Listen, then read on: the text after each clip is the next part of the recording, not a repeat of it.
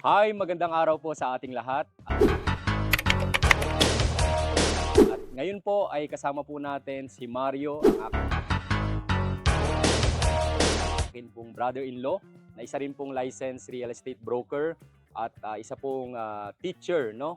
At ngayon tatanungin po natin siya ang kanyang naging journey sa real estate. Bakit po ba siya nag-real estate? Ano na ang nabago sa kanya sa real estate? At may ire-recommend niya ba ang real estate at RRCT Realty para po sa nag-aspire na maging real estate agent din? So yan po yung ating tatanungin kay Mario. So magandang araw sa iyo, Mario. Unang katanungan ay bakit ka ba nag-real estate? So, nag-real estate kami ni Mrs. dahil nakita namin yung opportunity. So, unang-una, financially, no? Yun yung reason naman talaga, financial. So, nakita namin yung opportunity na pwede tayong lumago financially through real estate. So, ayun yun. And of course, no, yung real estate kasi, nung una, wala kaming idea kung ano ba yung meron sa real estate. Pero dahil kay Kuya, namulat kami dito, nagkaroon kami ng idea kung ano ba ito at kung paano ito gawin.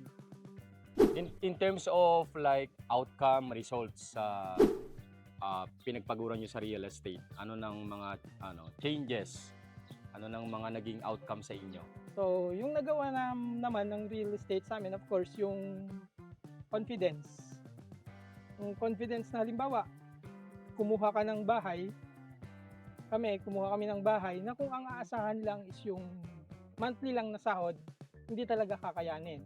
So nagkaroon kami ng confidence na mag-invest ng house and lot dahil alam namin na may aasahan kami sa real estate. So yung changes, yung ginagastos namin sa araw-araw ay hindi na inaasa sa sahod, sa buwan ng sahod. Hindi na namin inaasa sa pagiging employed. So yung nabago sa amin pa is nagkaroon na kami ng sariling bahay dahil sa real estate at hindi lang isa kundi dalawa. Yun. Okay.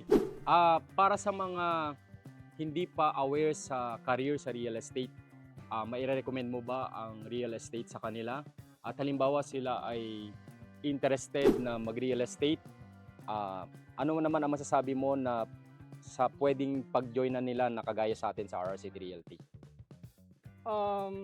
Mare-recommend ko ang real estate, ang pagre-real estate, especially kung dito sa RRCT kasi ang RRCT Realty ay hindi naman nabago sa mundo ng real estate. So masasabi ko na stable na yung realty natin, yung RRCT Realty, at meron na tayong foundation. At of course, no, lahat naman dumadaan like for example sa mga pagsubok, ganyan.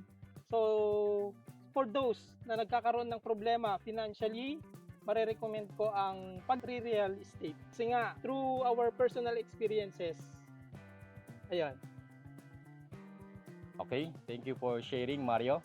Ang RRCT Realty ay kapartner mo sa pag-abot ng iyong mga pangarap.